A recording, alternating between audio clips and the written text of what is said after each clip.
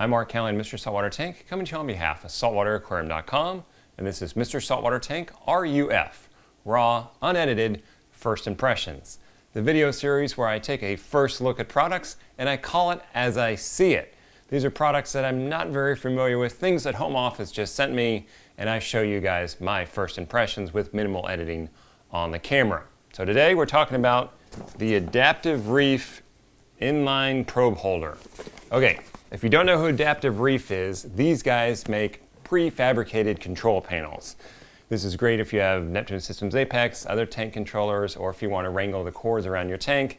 These guys have some really cool and easy to use control boards.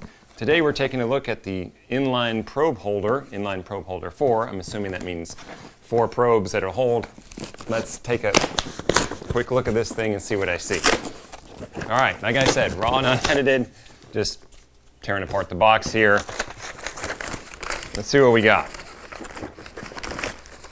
We have some, these are actually called glands. Glands, these things are what the probe goes into, so that comes in the box.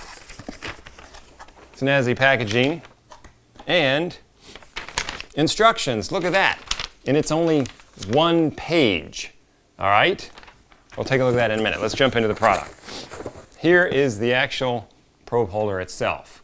We've got a ball valve, true union ball valve. That's nice to control the flow. And then we have these 4 ports here. So the idea behind this is you plumb it in line on your return line, and then you can put the probes, your probes here, and you have a nice easy way to get flow across them, keeps them away from air bubbles, and it keeps everything nice and neat. So what kind of probes would you put in here?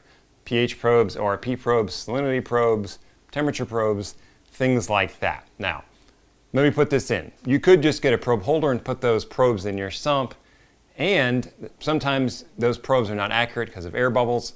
Also, if you're just putting them in your sump and you're not using a probe holder or this inline probe holder, those probes can fall out and cause a problem. Like if your temperature probe falls out and then it thinks your tank is really cool, turns on the heater, and then the heater runs and can fry your tank. So here's a nice way to hold on to your probes, and this puts them in line with an easy to use package. Now, one thing I'm seeing first of all, these are slip fittings. That means you need to hard plumb to this probe holder. Now, disclaimer there, you can glue in a barb fitting and then put your soft plumbing into here, but out of the box, this is a slip fitting, so it's ideally meant for plumbing pipe straight into this. This is a 3/4 inch fitting on either side.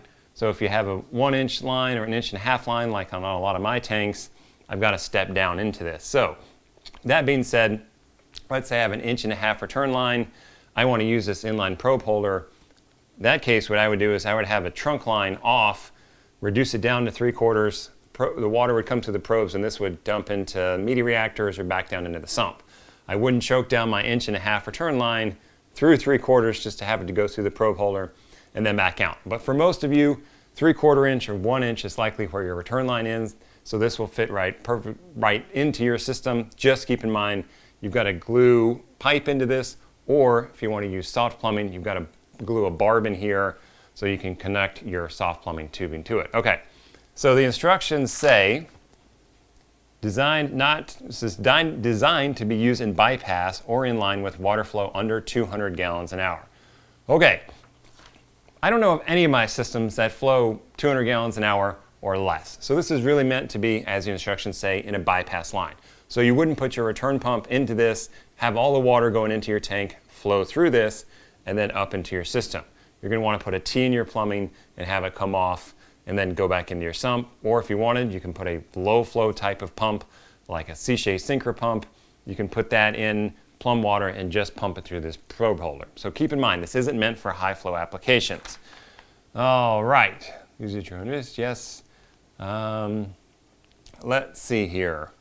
Bypass, they have some diagrams here, so that makes a nice, yeah, and it's not for pressure. Okay, so something else that I like about this is it has 4 ports, but it has 4 ports. It has 4 probe holders, but they assume that you're not going to use them all. So there's these nice caps on here. I don't know if I can get them off. Point is, let's say you have a salinity probe and you have a temperature probe and a pH probe. That would leave one probe open. you're not stuck with trying to put some kind of cap down in that probe holder, because these guys have thought ahead and given you caps. So you could use one, you could use all four. In my past example, you could use 3 of them and leave this one capped in. Now, how do you get, oh, that's nice. So this is just threaded. Sometimes you just unscrew it. You don't have to yank on it. Duh. This just threads off, and then you take your probe holder here. If you have a calcium reactor, you'll be familiar with this. Your probe just fits right into this through that side, and then this just threads right in, hand tight. It's got an O-ring on it. Your probe goes in here, tighten it down, and you're ready to go. So I like that it has caps on here, so you don't have to use all 4 probes. I also like that it has a ball valve on here, so if you want to vary the flow, you want to back down the flow, you can easily do that. And it's a true union ball valve, which means I can unscrew this and easily get in there and clean, or replace it if this ball valve would happen to fail. Okay, that's my first impressions. What are my second impressions on this? It's going to be very important that you don't exceed that 200 gallons per hour. Again, this is meant for lower flow, really bypass lines. So you either want to make a T-line over and have some of the water go up into your tank and then some water come over here, or put this on its dedicated return line. If you have a separate pump for your media reactors, that's going to be lower flow. That's going to work well for this. One thing that I'm thinking as I'm looking at this is, look, Adaptive Reef is really good about having mounting solutions for their control boards. Maybe there's an optional mounting bracket for underneath your tank, because right now, like I've got a, let's say I'm soft plumbing over to this, even if I'm hard plumbing, this thing's going to sit somewhere. It's heavy enough, especially with water in it. And when I've got my probes in it, I don't want it to be slapping around where it could break a probe. It'd be nice if there was some kind of mounting solution. Again, this is First Impressions video series. Maybe Adaptive Reef has that. It doesn't say anything about it in the instructions, so I'll have to do more research into that. So it'd be nice if it was some way to mount it. I mean, you could probably grab some clamps. If anything, if I was mounting this under a tank or in a fish room, I would find some way to mount this securely so that this thing isn't flopping around and you don't want to break your probes. Overall though, here's a nice done for you type of solution for inline mounting your probes, making a nice easy way for you to do that. Nice and clean as well. This thing is built well. I even like that it's gray. Looks like Schedule 80. These probably aren't Schedule 80 fittings, but they blend in with my Schedule 80 plumbing types that I use, so it looks beefy. It's built by Adaptive Reef, which means it's built well.